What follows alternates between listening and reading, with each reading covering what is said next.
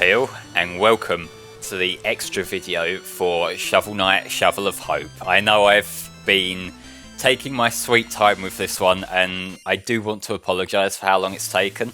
I was intending to get this recorded straight after the main playthrough, but unfortunately I almost immediately came down with a really sore throat, and I decided it would be for the best if I didn't subject everyone to an even scratchier than usual voice from me. So I just focused on some other projects and decided to put this off until I was better. But the first thing that we saw when we were picking our save file, which I'm not showing off here, is a New Game Plus mode, which I decided against showing that off because it's the same game again and it wouldn't really make for the most interesting content. But essentially how New Game Plus works in Shovel Knight is it's a hard mode. So you get to carry over all your health upgrades and the extra items you picked up along the way, but to balance it out you have fewer checkpoints in each level, and you also take more damage from enemies that hit you. So it is a harder variant of each level. So if you want to replay Shovel Knight and you want it to have a bit of a twist to it, then that's an option. Not for me, but you know, it is what it is. But the reason why I came back to the Hall of Champions, that item you just saw me pick up, the Curious Map, that is how you get to the first piece of bonus content that I am showing off. And you can actually pick that up as soon as you unlock the Hall of Champions. So if you want to complete this bonus content before you beat the game itself, you can do that. I think it's the second or third quadrant of the map you have to unlock to get to this area. I can't remember, it's been a little while now. But yeah, you can do that if you so desire. I just thought for the sake of keeping things organised, I would wait until the post game and then I could show off all the extra stuff separate and it'd be a lot tidier. And yeah, I'm leaving in the revisit to the Hall of Champions in full because I spoke to all the different characters here and they've all got their own things to say about the wonderful pictures of all the backers who helped pledge toward this game. But I think we can leave now. I think we've seen what we need to see in the Hall of Champions for good now. So, what I will say, this piece of bonus content we're getting here, this is exclusive to the Xbox One and PC versions of the game. And I'm playing on PC here, so that's the version we'll see. And there's different exclusive content for the PS4 version, which I'll get into shortly. But what we're going to see here, you might recognise this music.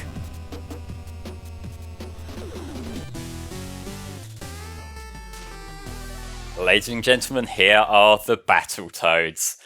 And this is a neat little crossover. I will say I'm not that familiar with the Battletoads as a series. I recognise the characters, and I also did see the trailer for the upcoming Battletoads game that's, I think it's Xbox One and PC, but that's coming out. We saw that at E3. I'm recording this like a couple of days after E3 concluded.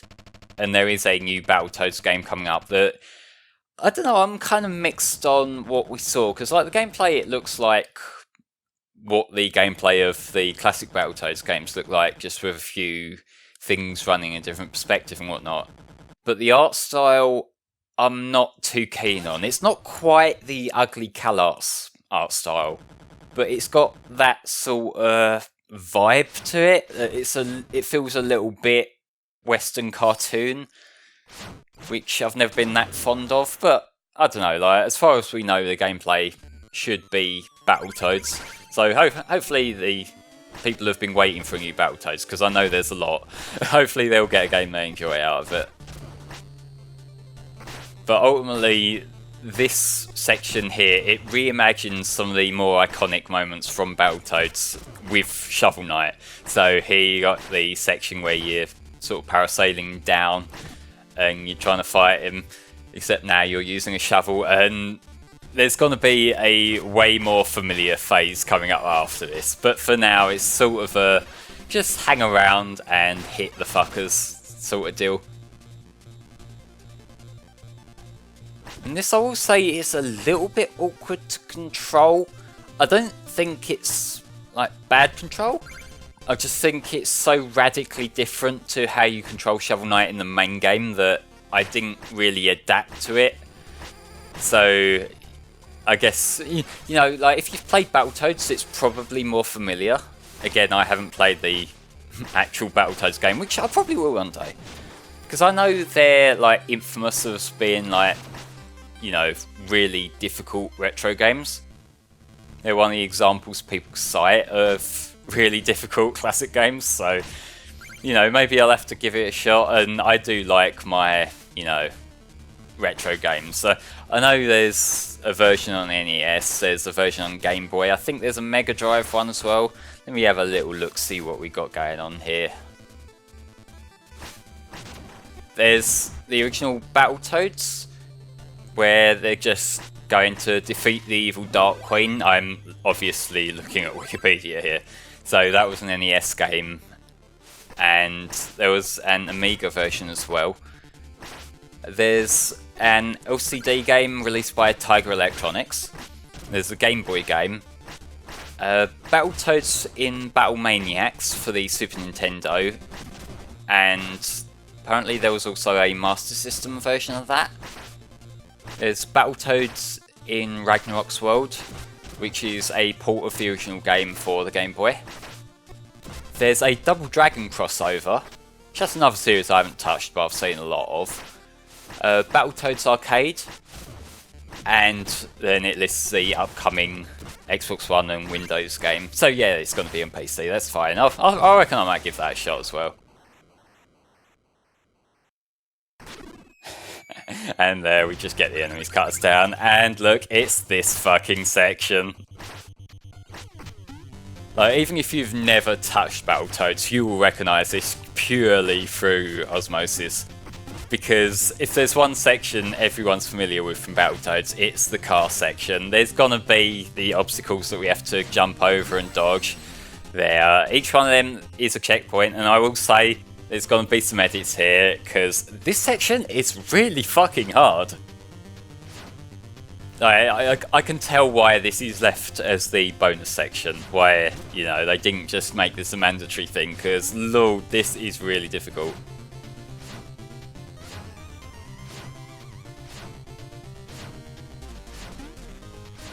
So ultimately, the trick here is to try to stay back.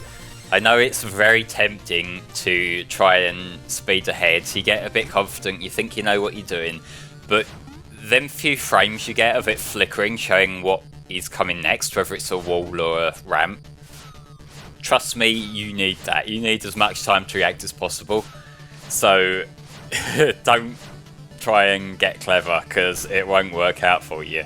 And I say this from first-hand experience.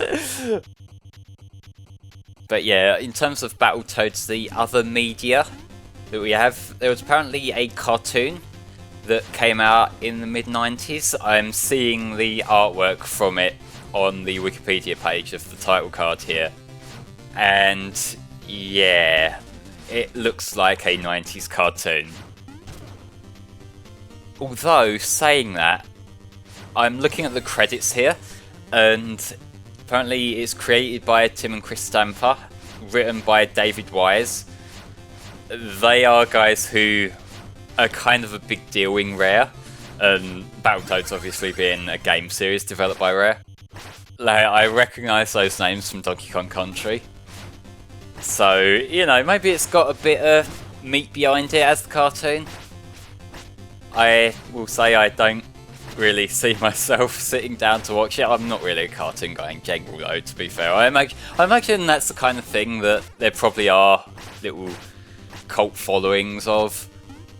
I know some people really like the Ruby Spheres Mega Man cartoon for their own reasons, mostly ironic, but I can kind of see how people enjoy that kind of stuff. There's that old charm that's probably nostalgic for people who watched that stuff as a kid. It's not for me. I never really watched cartoons much as a child, so I don't really have that, personally.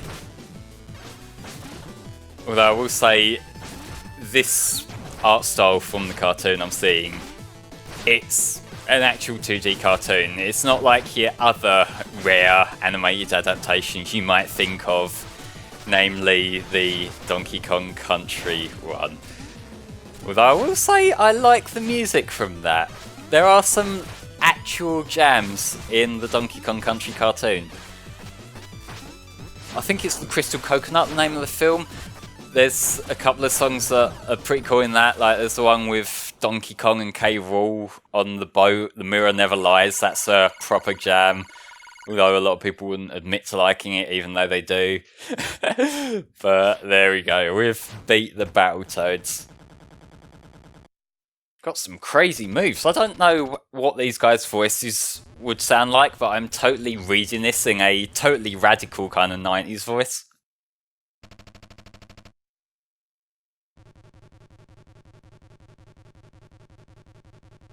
Yeah, we are going to get a little bonus for beating this, which will be kind of appreciated. Now, I am familiar with a lot of the Battletoads music, so I do appreciate the fact that they used that here.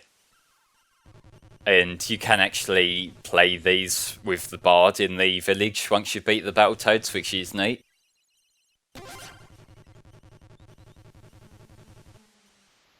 So we got the Toad armor, or the Toad gear. And this, actually, it's got a very distinct gameplay style to it. You get your dash and you get your like slower bouncing and whatnot. I'm going to demonstrate it here just by going through the first stage. And let's see how this plays.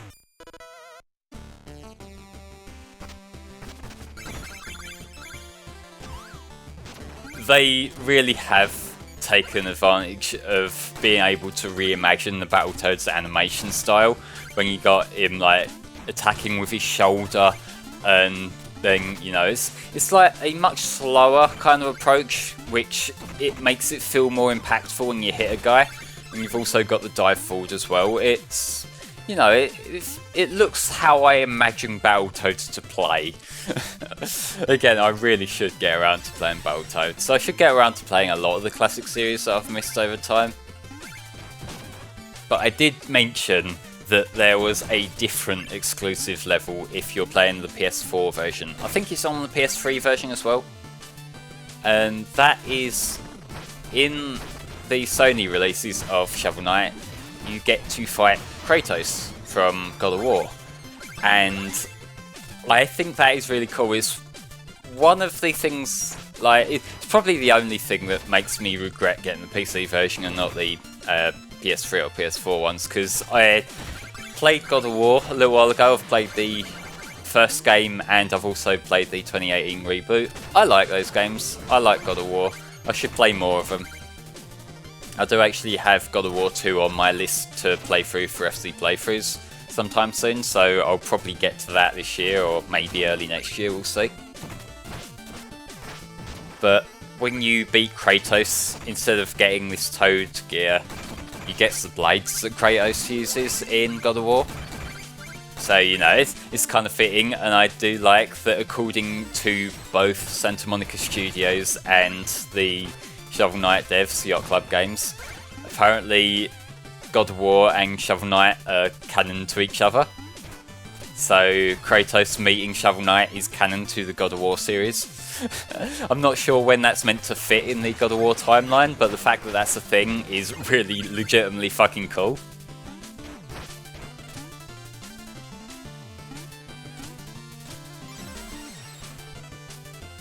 I'm now imagining how it'd look if Shovel Knight just randomly showed up in Dad of War. Like, with the conflicting art styles there, that would be hilarious. And I will say, like, Dad of War, I get why a lot of people had issues with it, particularly the people who were really into classic God of War. And people who just like action games in general, because as far as action games go, it does have a lot of issues. It's not designed with a proper action game mindset. It's designed to be a cinematic experience, and I can see why that draws contention with action game philosophy. Like when you're playing an action game like God of War, Devil May Cry, whatever you want to play, the last thing you want is to be slowly walking while a character's narrating story to you or giving you exposition, or you got to wait for your son to do something or whatever. Like, I get it, and I get why it's not to everyone's taste and why a lot of people were let down. But also, I did legitimately enjoy Dead of War. And I say this as a casual. So, like, my opinion does mean less than a God of War fan. But hey, it's fun for what it is.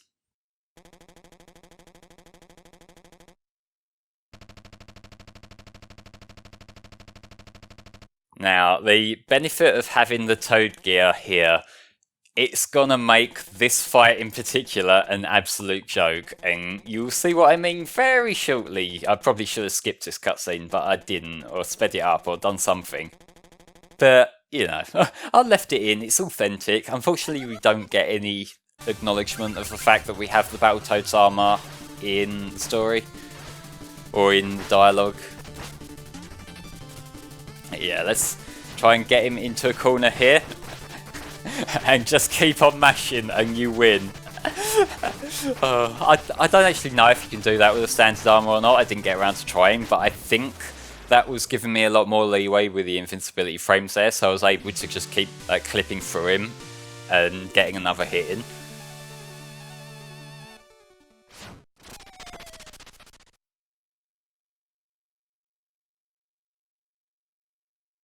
And I just want to bring up, I've been looking at the Battletoads cartoon Wikipedia page a little bit further, and there's a little footnote here saying that the David Wise, who wrote the Battletoads cartoon, actually isn't the same Wise who composed the music for the games. And that is one hell of a fucking coincidence. Like, I know David Wise is probably a common name, but, like, still, you know, just to have the guy who wrote a cartoon show based on a game having the same name as the composer for that game, that's a bit of a coinky ding. But yeah, here we are. I'm just showing off the fact that you can get the bard to play these songs to you.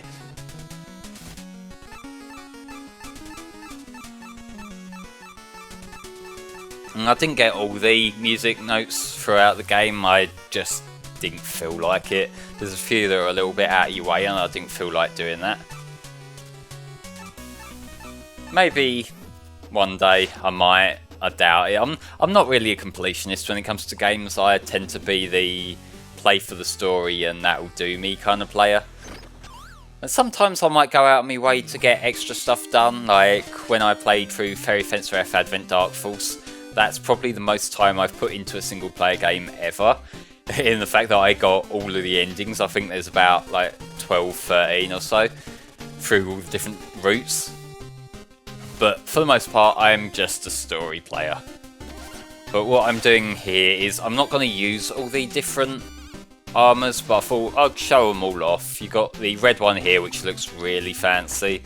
I like the look, but again, if I'm going to be using a custom armour, I'm going to be using the silver one, just because that extra sword swing or shovel swing when you've bounced on an enemy a couple of times, that is so much more useful than what any of the other armour gives you.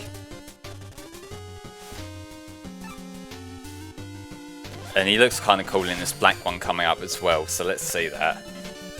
There we go, black and red, that is fucking cool.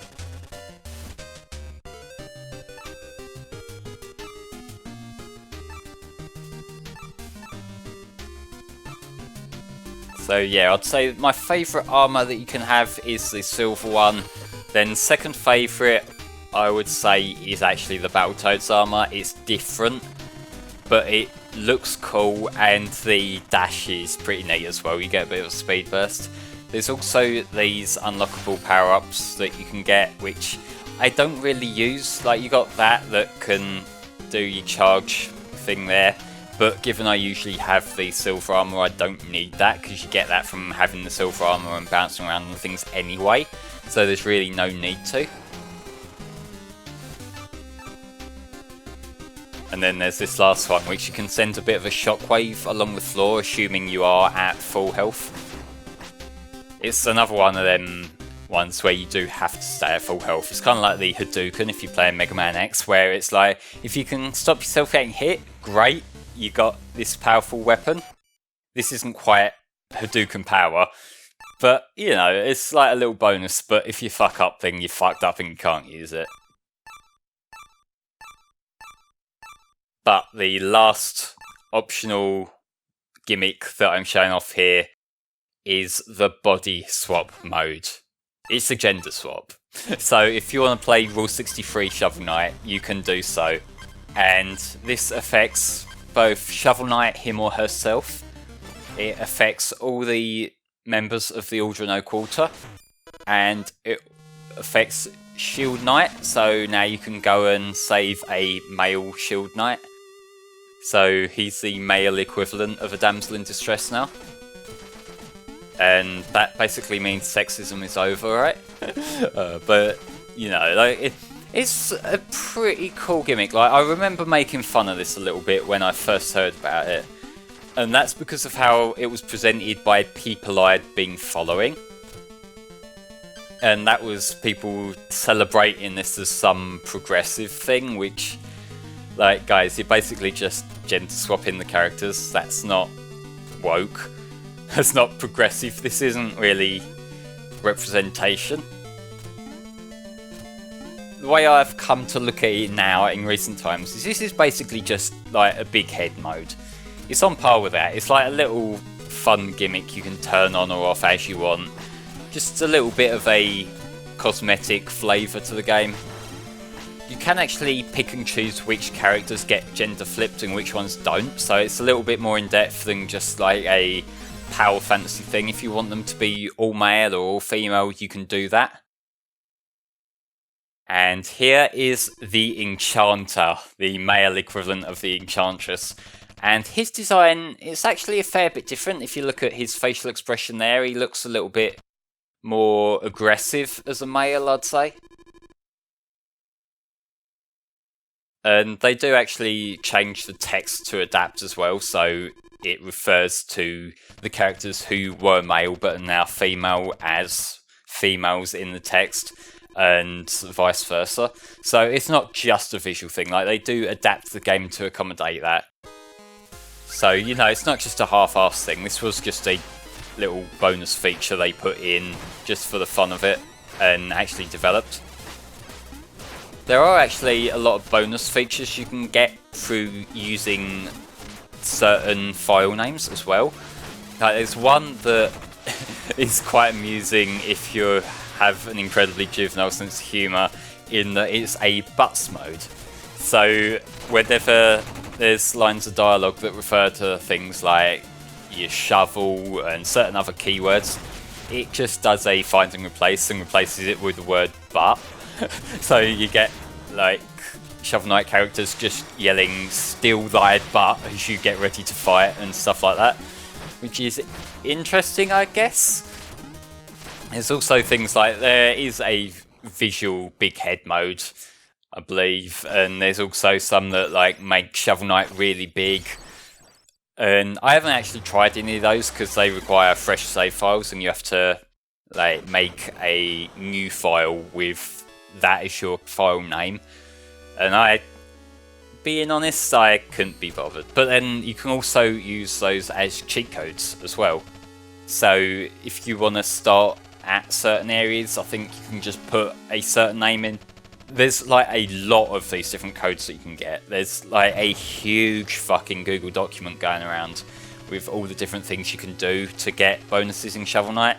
So it's not just a little gimmick. They have really gone above and beyond to give you extra shit to find, which, you know, it might not necessarily be, well, necessary, but they decided to have some fun and they went the full mile with it.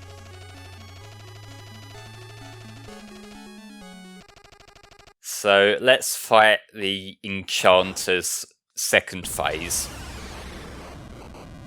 And this one is a bit of a letdown because they haven't actually changed the design here noticeably. This is basically just the Enchantress in her female form. Like, granted, it would probably be a bit more work to redesign her. Like, this is a much bigger sprite, which probably takes a lot longer to work on. So, you know, it's not really a huge deal. And I guess it is a little bit androgynous as it is. It's got the knight sort of thing going on, where it could arguably be either gender. It's actually got knights' little horns on their side. Come to think of it.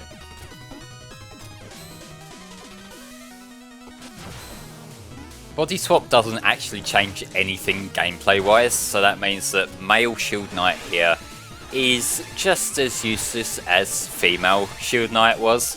So he will jump up in places where you don't need him to jump up, then he will not jump up when the enchanter is close and you do need him to jump up. So again, you want to basically keep your eye out for where the enchanter's coming down and basically be on the defensive. Don't let him get too close because he will destroy the platforms. He will continue doing his like annihilation attack where he tries to knock you down, and then you will have to start this phase of the boss again. But given we're coming toward the end here, and I'm going to be honest, I really don't have any more commentary for Shovel Knight at this point. I feel like I should give a little bit of an update as to what to expect coming forward while the rest of this boss and outro plays out.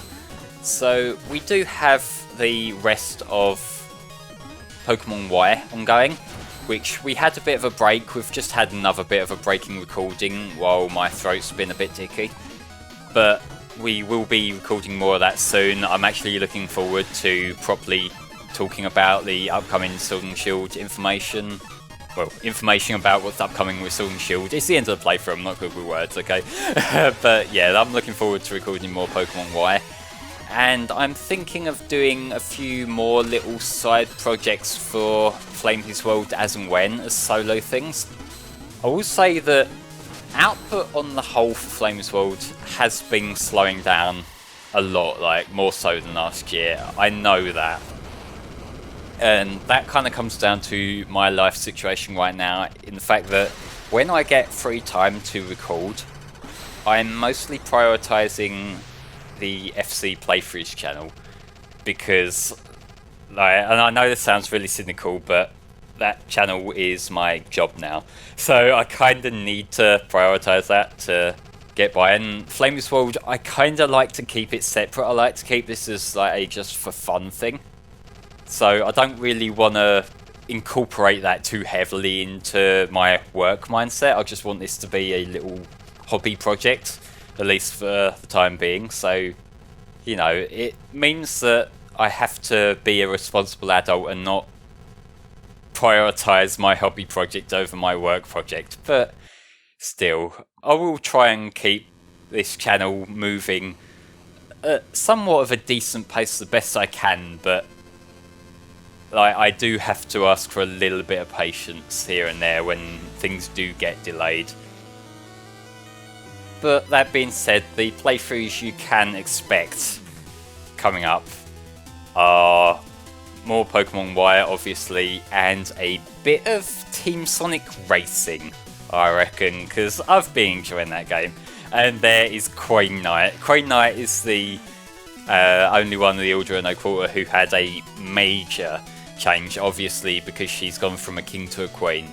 The rest of them, they all have different designs, which we'll see in this little outro here. You don't get a Truffle Queen though, which is kind of a shame, but hey. I'm not actually sure if the body swap carries over to the other campaigns in Shovel Knight or not. I guess we'll see when I eventually get to them. I don't know whether I'll do another Shovel Knight campaign this year or whether I will just wait till next year to do Plague Knight's campaign. We'll see, I guess, because I don't really want to just run like one Shovel Knight game straight into the next one, because I want to have a little bit of time to freshen up with some other games, then come back to it. It's just kind of how I like to be. I know there's a problem that a lot of YouTubers like to waffle on about, you know, burnout and that. And I've found personally that good self-discipline avoids that. So I'll have a bit of a break from Shovel Knight, then come back to it with a fresh mind, and hopefully I'll have some new interesting things to say.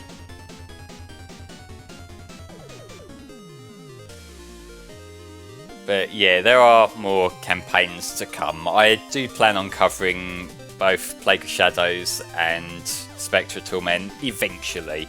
It will happen eventually, as to when I don't know. And then obviously King of Cards, that will get done when it's out, but after the other two.